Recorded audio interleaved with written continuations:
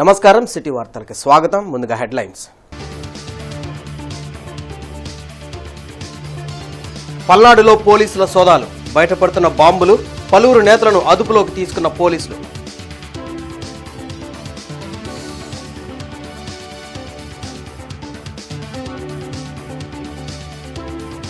ఎన్నికలు ముగిసినా దాడులు కొనసాగటం దారుణం.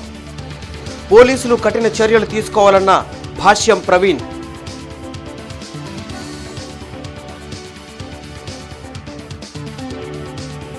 తనపై అనర్హత వేటు, బీసీల నాయకత్వంపై అణిచివేతే వంశీ, మద్దాలిగిరిపై ఎందుకు చర్యలు తీసుకోలేదన్న జంగా కృష్ణమూర్తి.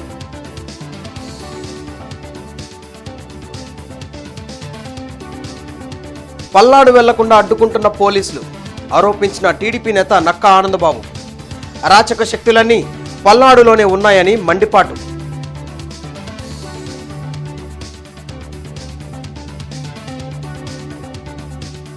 కూటమి అధికారంలోకి రావడం తథ్యం, టీడీపీ నేత వర్ల రామయ్య స్పష్టం.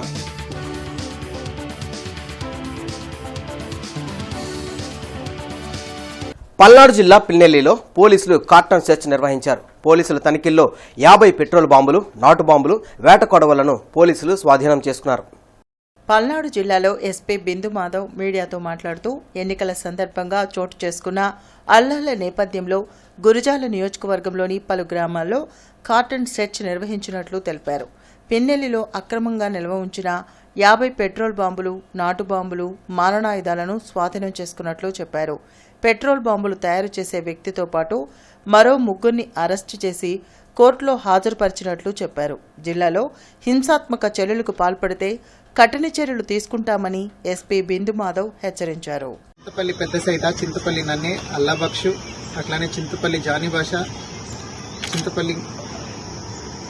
జానిభాష తండా పెద్ద నన్ని అనే వాళ్ళ ఇళ్ల మీద, ఒకళ్ళ ఇంటి మీద ఏమో పగలగొట్టిన బియర్ బాటిల్స్, రాళ్లు, అట్లనే ఇంకొకరి ఇంటి మీద పెట్రోల్ పోసి నింపుతున్న బాటిల్, దానికి పైన ఒత్తి పెట్టి దొరకడం జరిగింది. వీళ్ళందరినీ అదుపులోకి తీసుకున్నాం. వీళ్లతో పాటుగా ఎవరున్నారో ఇవన్నీ అరేంజ్ చేయడానికి వాళ్ళని కూడా అదుపులోకి తీసుకుంటున్నాము. అట్లనే ఇవన్నీ ఈ పెట్రోల్ పోసి తయారు చేస్తున్న వాళ్ళు ఎవరున్నారో వాళ్ళని కూడా వెంటనే అరెస్ట్ చేయడం జరుగుతుంది. ఇవి 2 కేసులు ఇప్పుడు రిజిస్టర్ చేస్తున్నాము. వీటిలో ఎవరెవరైతే ఇన్వాల్వ్ అయి ఉన్నారో అందరినీ రిమాండ్కి పంపించడం జరుగుతుంది. అలానే ఇలా ఏ విలేజెస్లో అయితే అనుమానాలు ఉన్నాయో అన్ని చోట్ల ఇప్పుడు ఇట్లాంటి సెర్చ్ కొనసాగుతుంది. ఎక్కడెక్కడ ఇట్లాంటి అవాంఛనీయ సంఘటనలకు పాల్పడటానికి ఇట్లాంటి కాంట్రాబ్యాండ్ మెటీరియల్ ఎవరైతే హోల్డింగ్ చేస్తున్నారో వాళ్ళందరి మీద కేసులు పెట్టి రిమాండ్కి పంపి స్ట్రిక్ట్ యాక్షన్ తీసుకోవడం జరుగుతుంది. సత్తెనపల్లి నియోజకవర్గంలో పెట్రోల్ బాంబులు బయటపడ్డాయి. ముప్పాళ్ల మండలం మాదాలలో వైసీపీ నేత సైదా ఇంట్లో 29 పెట్రోల్ బాంబులను పోలీసులు గుర్తించారు. పల్నాడు జిల్లాలో ఎన్నికల అనంతరం గొడవలు జరుగుతుండటంతో అప్రమత్తమైన పోలీసులు ఎక్కడికక్కడ సోదాలు నిర్వహిస్తున్నారు. పిన్నెల్లిలో కూడా నాటు బాంబులు, మారణాయుధాలు బయటపడ్డాయి.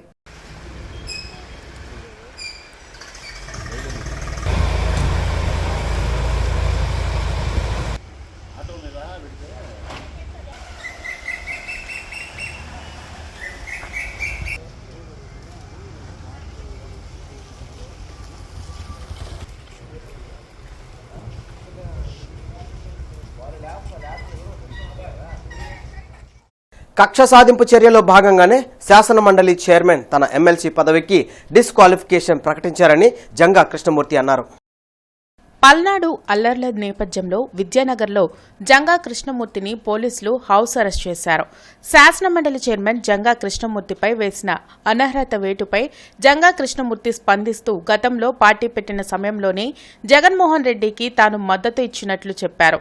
బీసీ వర్గాల కోసం తనకు ఎమ్మెల్సీ పదవి ఇచ్చారని ఇప్పుడు డిస్క్వాలిఫై చేయడమంటే బీసీ వర్గాలను అవమానించినట్టే అవుతుందన్నారు.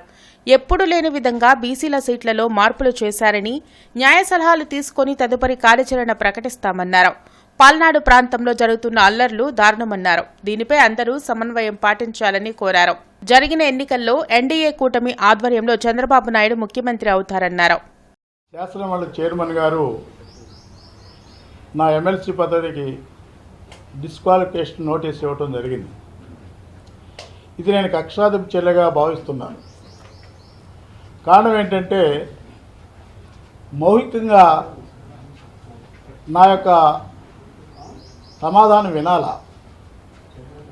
ఇటీవల సంబంధించి కూడా మాట్లాడినప్పుడు కూడా ఆయన మాట్లాడుతున్న టైం అని కూడా అడగటం జరిగింది.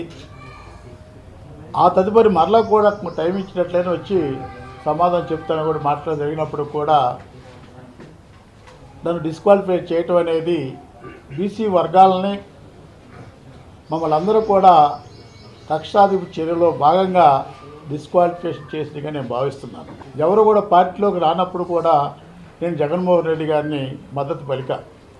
జగన్మోహన్ రెడ్డి గారు ముఖ్యమంత్రి చేయాలనే ఆలోచనతో పల్నాడు ప్రాంతం నుండి హైదరాబాద్ కూడా గాంధీ భవన్ వరకు కూడా పాదయాత్ర చేసి కార్యకర్తలతో జగన్మోహన్ రెడ్డి గారు ముఖ్యమంత్రి చేయాలని కోరటం జరిగింది.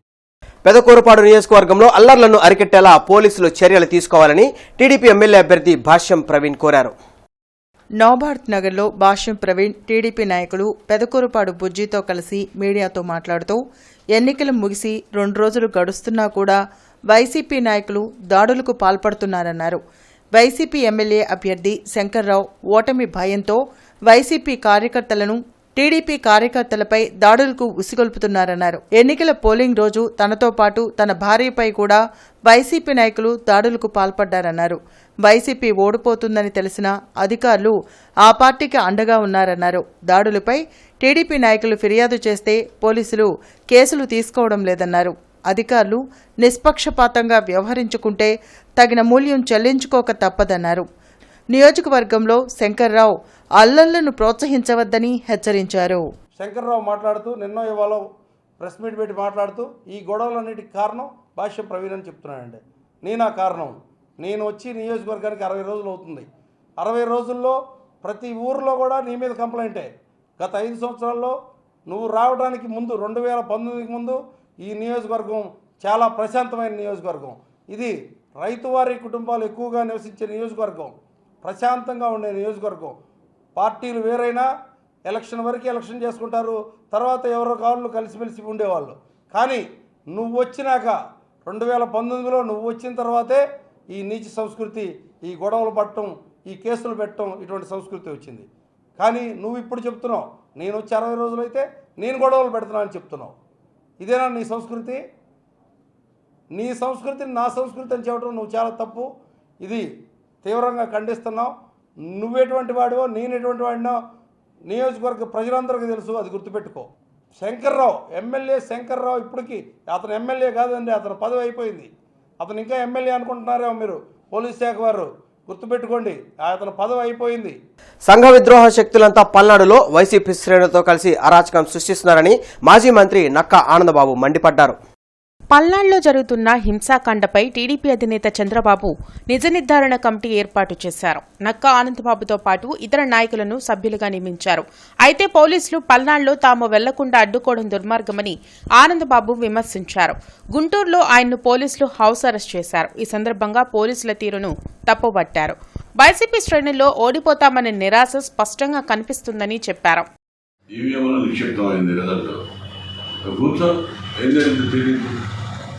ఎవరి దగ్గర అబ్బాయి నువ్వు చేసిన అకృత్యాలకు రేపు నీ పరిస్థితి రిజల్ట్ వచ్చినాక సరే వాళ్ళు అట్లా చేస్తున్నారు. అసలు ఈరోజు మమ్మల్ని హౌస్ అరెస్ట్ ఎందుకు చేశారు నాకు అర్థం కాదు. వీళ్ళ అకృత్యాలు మాచర్ల కానీ, తాడిపత్రి కానీ, చంద్రగిరి కానీ జరిగినటువంటి సంఘటనలన్నీ కూడా నేను గవర్నర్ దృష్టికి తీసుకెళ్ళాను. ఆయన పాజిటివ్గా రెస్పాండ్ అయ్యాడు, స్పందించాడు. ఇవన్నీ కూడా యాక్షన్ ఇనిషియేట్ చేస్తామని చెప్పారు. ఈరోజు మమ్మల్ని హౌస్ అరెస్ట్ చేసేది ఇంకా అవ్వలేదని 5 ఏళ్ళు. మీరు ఒకటే గుర్తుపెట్టుకోండి, పోలీసు ఆడ నేను ఒకటే చెప్తున్నాను, మీరు జగన్మోహన్ రెడ్డి కింద పనిచేయట్లా. మీరు ఇంకా అర్థమవుతున్నట్టు లేదు. ఎలక్షన్ కమిషన్ అండర్లో పనిచేస్తున్నారు, అధికారులు మిమ్మల్ని మానిటర్ చేస్తారు. జాతీయ డెంగ్యూ దినోత్సవం గుంటూరులో జరిగింది. జిల్లా వైద్య ఆరోగ్య శాఖ ఆధ్వర్యంలో సమాజ భాగస్వామ్యంతో డెంగ్యూ వ్యాధిని నివారిద్దాం అనే నినాదంతో అవగాహన ర్యాలీని నిర్వహించారు. పరిసరాలను పరిశుభ్రంగా ఉంచుకోవడం వల్ల దోమల వ్యాప్తిని అరికట్టవచ్చని DMNHO డాక్టర్ విజయలక్ష్మి తెలిపారు.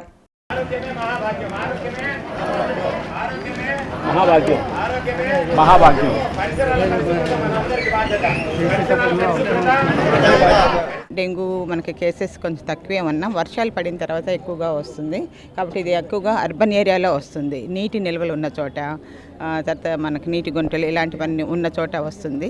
సో ప్రజలందరికీ రిక్వెస్ట్ చేసేది ఎక్కడైనా నీటి నిల్వలు ఉండకుండా చూడటము, తర్వాత మన పరిసరాలన్నీ కూడా పరిశుభ్రంగా ఉంచుకోవటము, తర్వాత మనం పర్సనల్ కేర్, ఇంటి తలుపులకు మెష్లు అవి పెట్టుకోవటము, తర్వాత ఈవినింగ్ 4 to 7, మార్నింగ్ 6 to 7 ఆ టైంలో దోమలు లోపలికి వస్తుంటాయి. ఆ టైంలో విండోస్ అవి పెట్టి క్లోజ్ చేసుకొని ఉంటే దోమలు రాకుండా ఉంటాయి. పిల్లలు ఆడుకునేటప్పుడు ఫుల్ స్లీవ్స్ అవి పెట్టి కవర్ చేసి పంపిస్తే వాళ్ళకి దోమకాటు నుంచి తప్పించుకోవచ్చు. ఈ పర్సనల్ చిన్న చిన్న చిట్కాల ద్వారా దోమ కొట్టకుండా చేసుకోవచ్చు. వైఎస్ జగన్ గద్దె దిగటం ఖాయమని స్పష్టమైందని టీడీపీ పొలిట్ బ్యూరో సభ్యులు వర్ల రామయ్య అన్నారు. మంగళగిరిలోని టీడీపీ కేంద్ర కార్యాలయంలో వర్ల రామయ్య మీడియాతో మాట్లాడారు. చంద్రబాబు అధికారంలోకి వచ్చిన వెంటనే గత 5 ఏళ్లలో జరిగిన తప్పిదాలను బయటపెడతారనే భయంతో అధికారులు ఉన్నారని చెప్పారు. దీంతో ఫైల్స్ మాయించేయాలని చూస్తున్నారని, అలా కాకుండా చూడాలని గవర్నర్ను కోరారు. చట్టాన్ని అతిక్రమించిన అధికారులు జూన్ 4 తర్వాత మూల్యం చెల్లించక తప్పదని వర్ల అన్నారు. గవర్నర్ గారికి as head of the state మేము విజ్ఞప్తి చేస్తూ ఉన్నాం. అధికార మార్పిడి తథ్యమని రాష్ట్రంలో ఉన్న అధికారులందరికీ తెలిసిపోయింది. వారి వారి శాఖల్లో వారి వారి పరిధిల్లో అన్నీ చూస్తున్నారు. అంత 5 ఏళ్లుగా నడిచిందంతా తప్పుల తడక. పరిపాలనలో పండిపోయిన వ్యక్తి అధికారంలోకి వస్తే తమ లొసుకులన్నీ బయటపడతాయి, తమ తప్పులన్నీ బయటపడతాయన్న ఉద్దేశంతో అందరు అధికారులందరూ కూడా ఆతృతగా ఉన్నారు. ఒక్క ఫైల్ కూడా మీరు డిస్ట్రాయ్ చేయొద్దని చెప్పి కూడా నేను తెలియజేస్తూ ఉన్నాం. అందరూ కూడా హెడ్ ఆఫ్ ది డిపార్ట్మెంట్స్ అన్నీ కూడా ఏ ఒక్క ఫైల్ కూడా దగ్ధం చేయడానికి లేదు, డిస్ట్రాయ్ చేయడానికి లేదు, ఫైనల్ ఆర్డర్స్ తీసుకోవడానికి వీలేదని చెప్పండి. అధికార మార్పిడి తథ్యం. ఏ ఫైల్ కూడా డిస్ట్రాయ్ చేయడానికి లేదు, ఏ ఫైల్ కూడా మీరు క్లోజ్ చేయడానికి లేదు. ఇప్పుడు ఇది చాలా క్రూషియల్ టైం. ఇది రాష్ట్రంలో ఓటింగ్ శాతం పెరిగేందుకు సిటిజన్ ఫర్ డెమోక్రసీ చేసిన కృషి ఫలించిందని ఆ సంస్థ సంయుక్త కార్యదర్శి లక్ష్మణ్ రెడ్డి తెలిపారు. గుంటూరులోని జనచైతన్య వేదిక కార్యాలయంలో ఏపీ ఎన్నికల వేదిక గుంటూరు జిల్లా కార్యదర్శి మల్లికార్జునరావు, సైకాలజిస్ట్ ప్రత్యూష సుబ్బారావు తదితరులతో కలిసి ఆయన మీడియాతో మాట్లాడారు. ఎన్నికల అనంతరం రాష్ట్రంలో జరుగుతున్న దాడులను నివారించడంలో పోలీసులు విఫలమయ్యారని విమర్శించారు.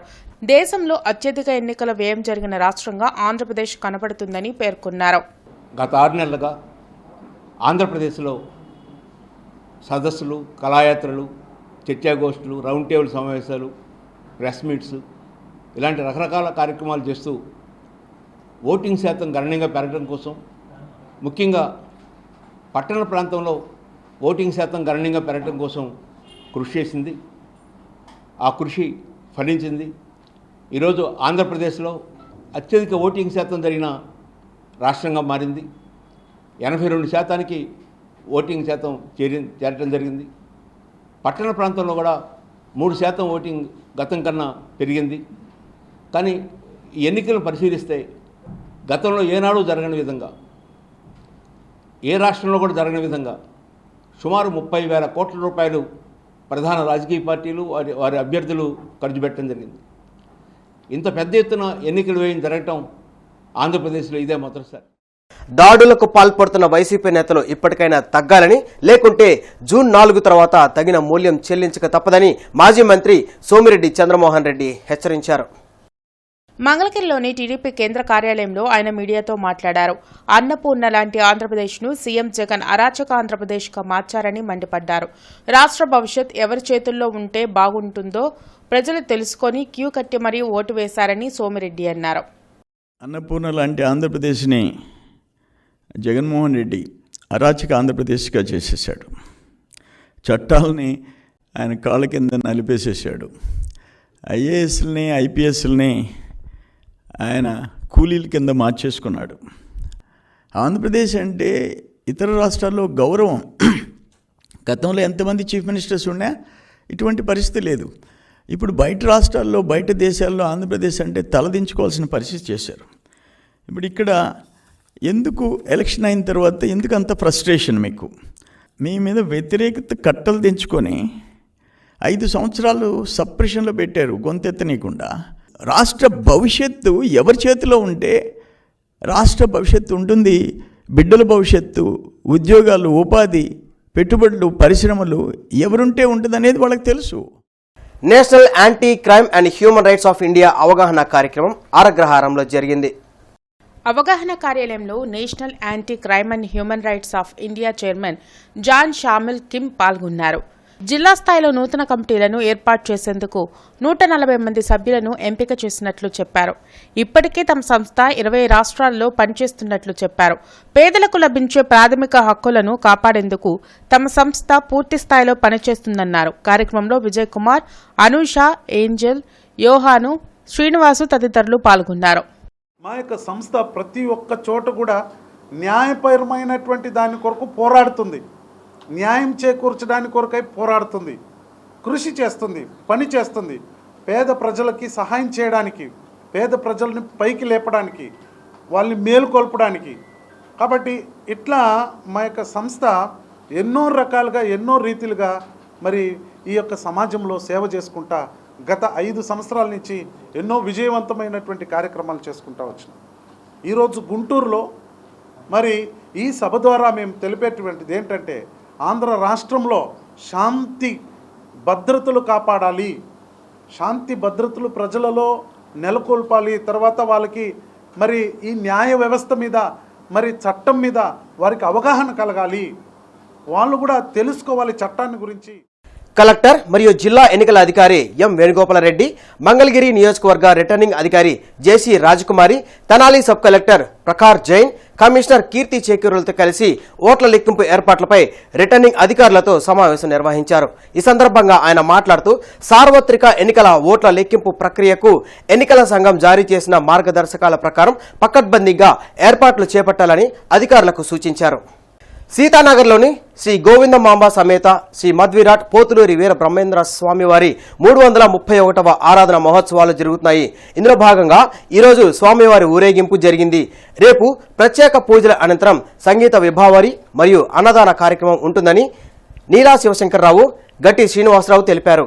ఈ పూజా కార్యక్రమంలో పాల్గొని స్వామివారి తీర్థ ప్రసాదాలు స్వీకరించి స్వామివారి కరుణా కటాక్షాలు పొందాలని వారు సూచించారు.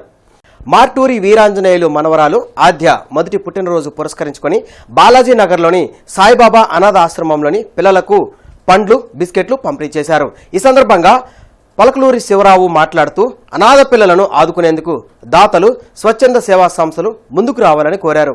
వార్తలు ముగించే ముందు ముఖ్యాంశాలు మరొకసారి. పల్నాడులో పోలీసుల సోదాలు, బయటపడుతున్న బాంబులు, పలువురు నేతలను అదుపులోకి తీసుకున్న పోలీసులు.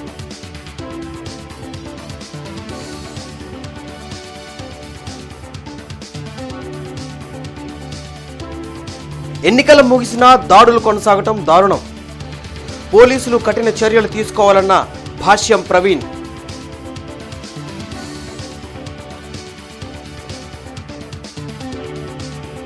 తనపై అనర్హత వేటు, బీసీల నాయకత్వంపై అణిచివేతే, వంశీ మద్దాలిగిరిపై ఎందుకు చర్యలు తీసుకోలేదన్న జంగా కృష్ణమూర్తి.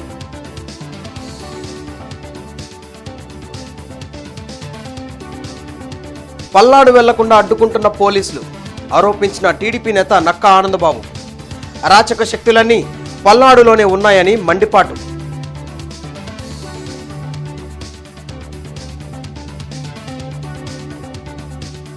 కూటమి అధికారంలోకి రావడం తథ్యం, టీడీపీ నేత వర్ల రామయ్య స్పష్టం.